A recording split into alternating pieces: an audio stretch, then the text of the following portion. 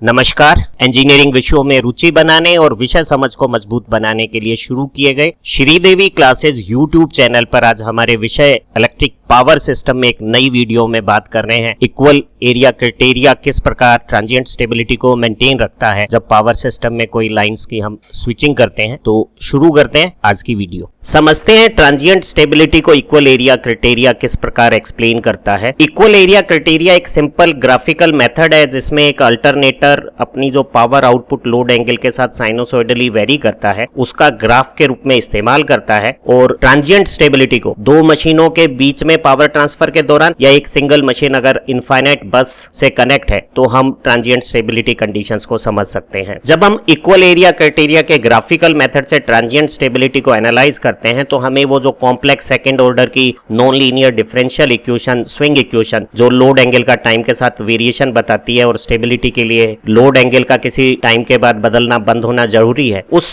Swing equation को solve करने की जरूरत नहीं है। जब हम इक्वल एरिया क्राइटेरिया का इस्तेमाल करते हैं तो मैकेनिकल इनपुट और इलेक्ट्रिकल आउटपुट के बीच में अगर कोई डिफरेंस एक्सेलरेटिंग पावर बनती है तो एक्सेलरेटिंग पावर लोड एंगल के साथ एक एक्सेलरेटिंग एरिया बनाती है और किसी स्थितियों में मैकेनिकल इनपुट से जब इलेक्ट्रिकल आउटपुट ज्यादा हो जाता है तो हमारी पावर जनरेटर में डी एक्सेलरेटिंग पावर हो जाती है और डी एक्सेलरेटिंग पावर भी लोड एंगल के साथ एक एरिया बनाती है। अगर ये डी एक्सेलरेटिंग पावर का एरिया A2 A1 के अगर बराबर हो जाए तो हमारा सिस्टम स्टेबल रहेगा और अगर एक्सेलरेटिंग पावर का एरिया किसी भी कंडीशन पे डी एक्सेलरेटिंग पावर के एरिया A2 से बराबर नहीं होगा तो सिस्टम अनस्टेबल हो जाएगा। तो यहाँ दो एरिया की इक्वलिटी से हम स्टेबिलिटी का एनालिसिस करते हैं, इसलिए इसे इक्वल एरिया क्राइटेरिया कहते हैं। पावर सिस्टम में ट्रांसमिशन लाइन पे फॉल्ट आने पर फॉल्ट क्लियरेंस से ट्रांजिएंट स्टेबिलिटी किस प्रकार मेंटेन होती है उसे समझते हैं। एक हमें जनरेटर दिया हुआ है जो अपने मैकेनिकल शाफ्ट इनपुट पावर से इलेक्ट्रिकल एनर्जी जनरेट कर रहा है और इनफाइनाइट बस पे जुड़े हुए इलेक्ट्रिक लोड को ट्रांसफर कर रहा है। पावर ट्रांसफर के लिए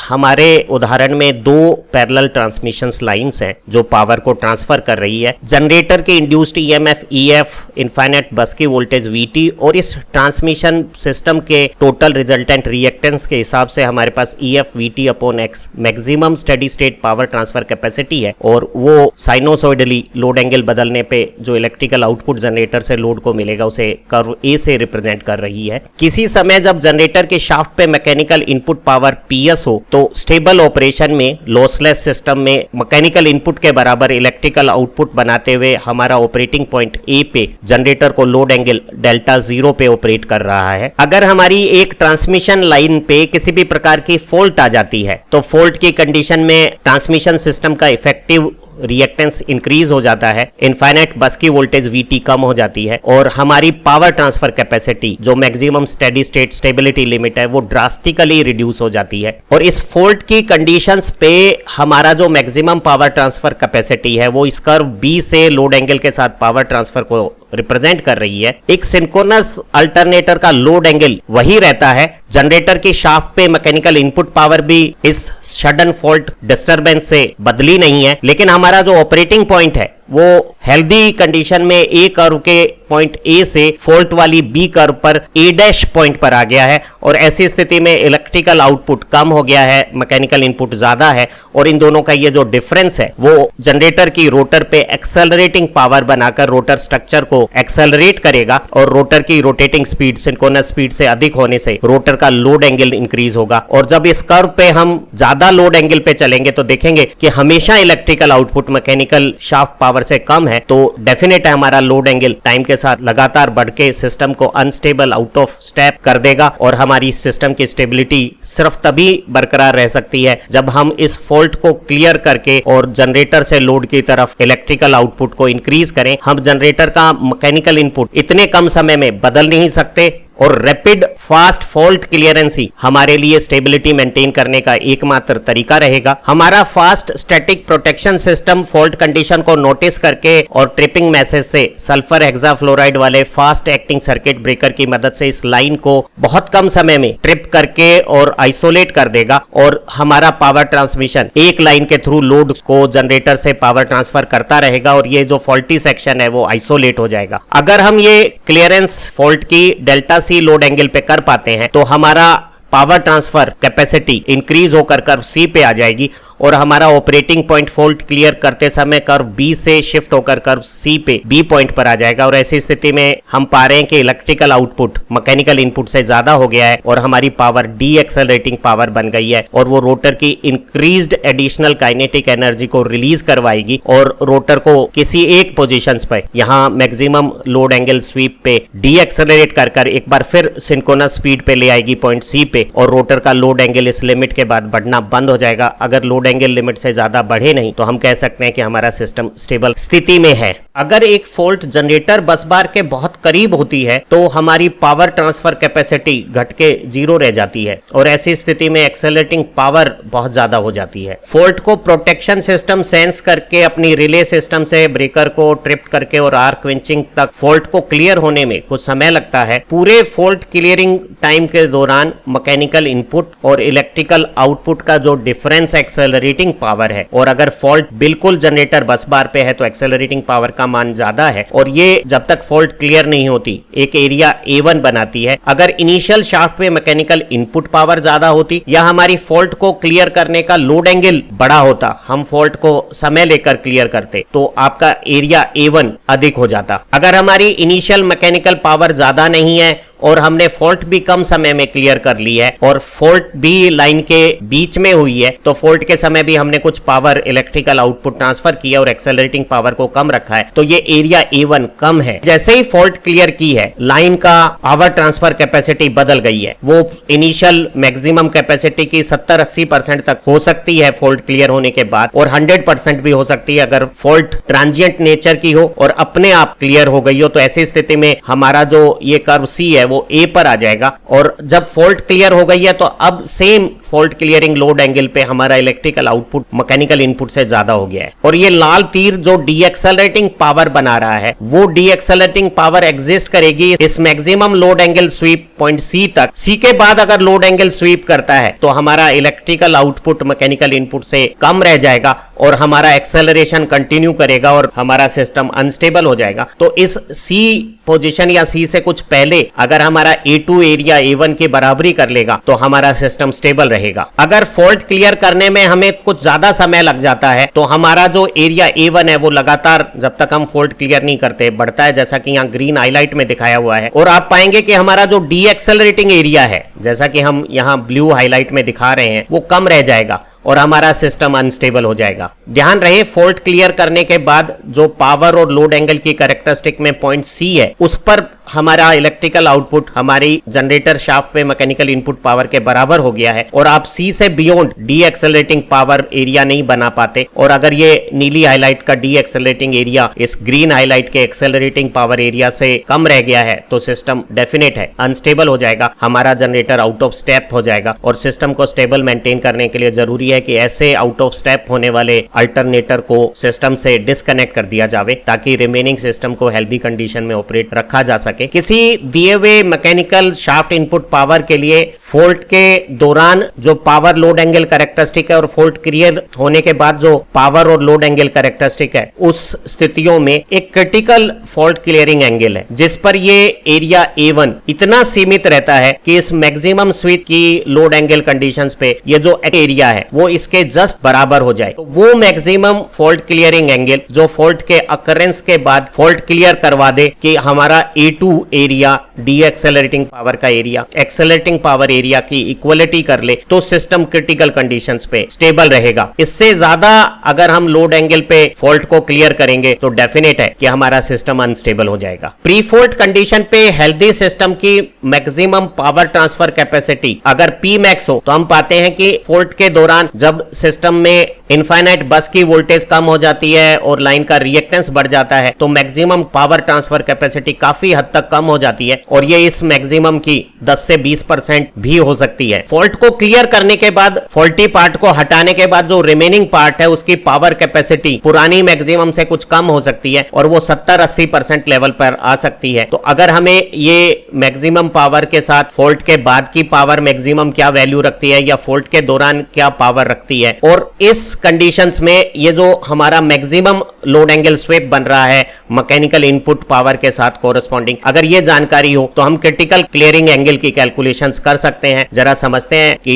क्रिटिकल क्लियरिंग एंगल जो अल्टीमेटली हमारी सिस्टम को फॉल्ट क्लियर करने के बाद स्टेबल मेंटेन रख लेगा, मैनेज कर लेगा, वो क्रिटिकल क्लियरिंग एंगल किस प्रकार कैलकुलेट करते हैं। इक्वल एरिया क्राइटेरिया के अनुसार ट्रांजिएंट स्टेबिलिटी के लिए एक्सेलरेटिंग पावर का area A1 D accelerating power A2 के बराबर हो जाना चाहिए। अगर मेरे ओरिजिनल एक्सेलरेटिंग एरिया A1 में मैं ये ग्रीन हाईलाइट और शान हाईलाइट एरिया जोड़ देता हूं तो ये एक रेक्टेंगल एरिया आ जाता है जिसका की मैग्नीट्यूड हमारी शाफ्ट पे मैकेनिकल इनपुट पावर और मैक्सिमम लोड एंगल की जो स्विंग होती है डेल्टा एम, और जो फॉल्ट आने से पहले जो हमारा स्टेबल ऑपरेशन ए पर हो रहा था उसके कोरस्पॉन्डिंग लोड एंगल के मल्टीप्लिकेशन से इस रेक्टेंगल का एरिया आ जाएगा। एक्सेलरेटिंग एरिया A1 के साथ जो हमने ग्रीन और शान हाईलाइट एरिया जोड़ा है उसमें ये जो ग्रीन एरिया है वो इनिशियल लोड एंगल से क्रिटिकल क्लियरिंग एंगल के बीच में फॉल्ट के साथ जो हमारी पावर ट्रांसफर हुई है, जो मैक्सिमम पावर ट्रांसफर कैपेसिटी से गामा 1 टाइम्स है, यहाँ गामा 1 की वैल्यू 0.1, 0.2 या 0.3 जैसी कुछ हो सकती है, और साइनोसॉइडली ये value gamma 1 P maximum sign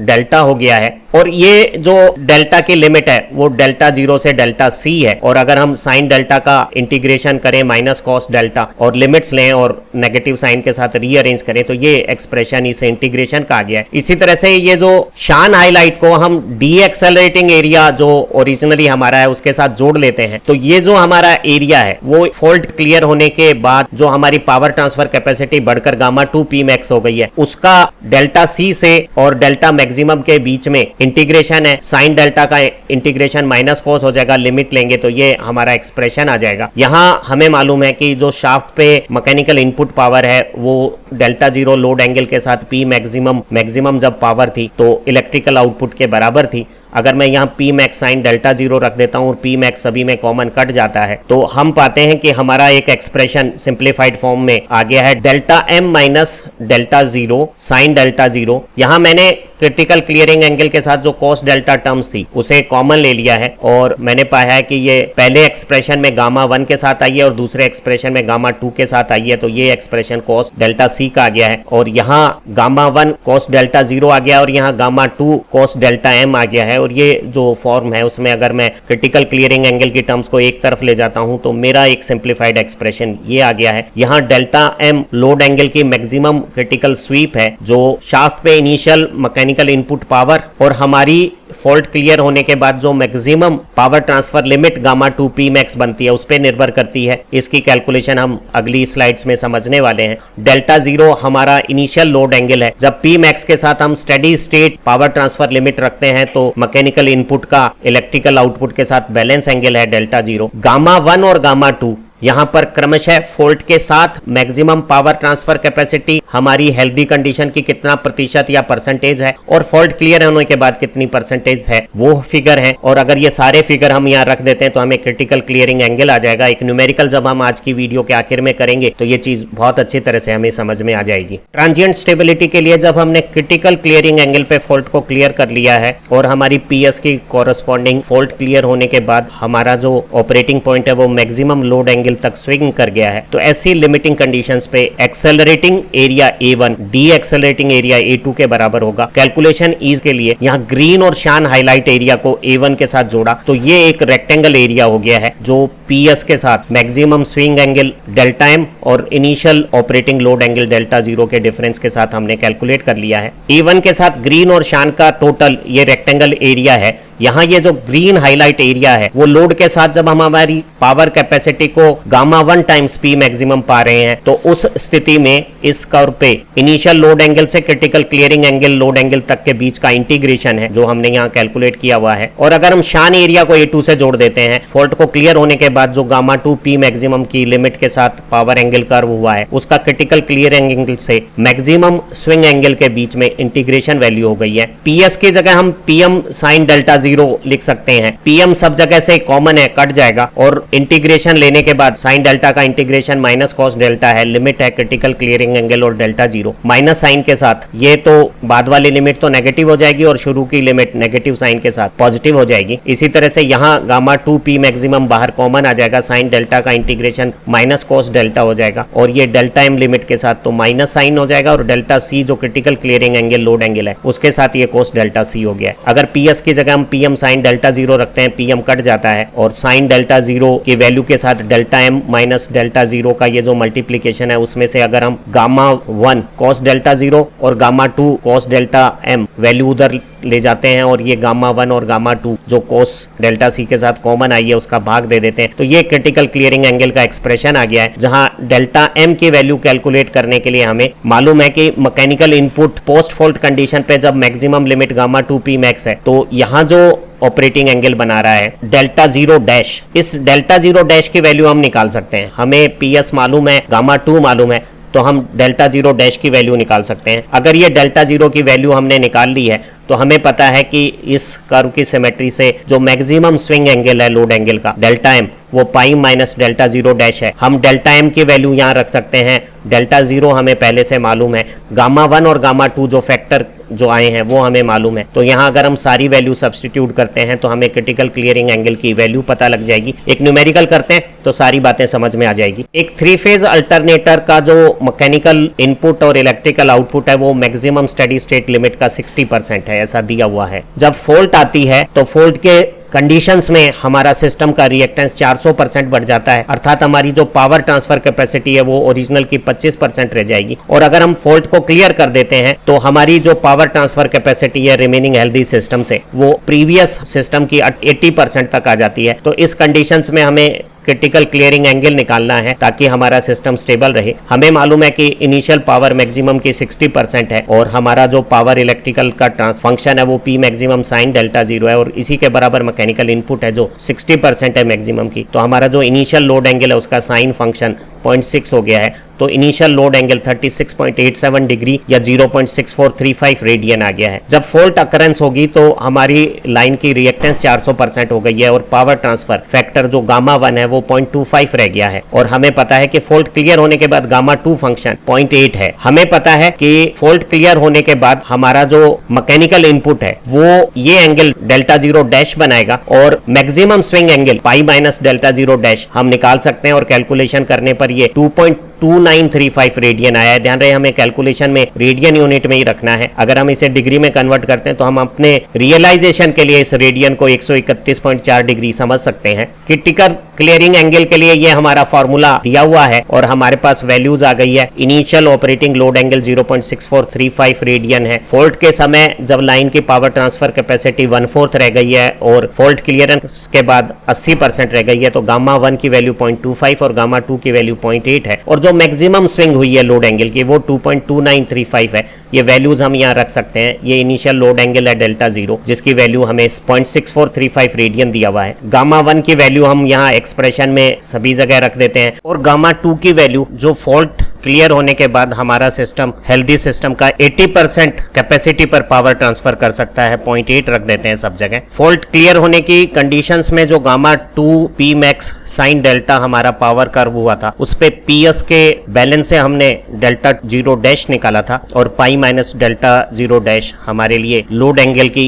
critical conditions में मैक्सिमम स्विंग हो गई है। और हम देख रहे हैं कि डिनोमिनेटर में यहाँ गामा 2 माइनस गामा 1 है। ध्यान रहे पुरानी स्लाइड्स में यहाँ इस गामा 2 की जगह गामा 1 ही टाइपोग्राफिकल एरर हो गया है। तो क्रिटिकल क्लियरिंग एंगल निकालने के इस एक्सप्रेशन में इस एरर को आप रेक्टिफाई कर लें। यहाँ गामा 2 माइनस गामा 1 है। अगर हम सारी वैल्यूज रख लेते हैं और इजी कैलकुलेशन है और क्रिटिकल क्लियरिंग एंगल 61.67 डिग्री आ गया है। अगर हमारा जनरेटर का initial operating load angle 36.87 degree था और एक्सेलरेटिंग पावर से हमारा जनरेटर एक्सेलरेट होकर जब अपना लोड एंगल बढ़ाता है तो उसका लोड एंगल इस 61.67 डिग्री वैल्यू पर आए उससे पहले अगर प्रोटेक्शन स्कीम और सर्किट ब्रेकर फॉल्ट को क्लियर कर देते हैं तो हमारा सिस्टम स्टेबल बना रहेगा। अगर हम फॉल्ट क्लियर करने में ज्यादा समय लेते हैं तो ऐसी स्थिति में हमारा पावर सिस्टम अनस्टेबल हो जाएगा। तो हम समझ सकते हैं कि early fault clearing accelerating area A1 को कम रखती है और डी एक्सेलरेटिंग एरिया A2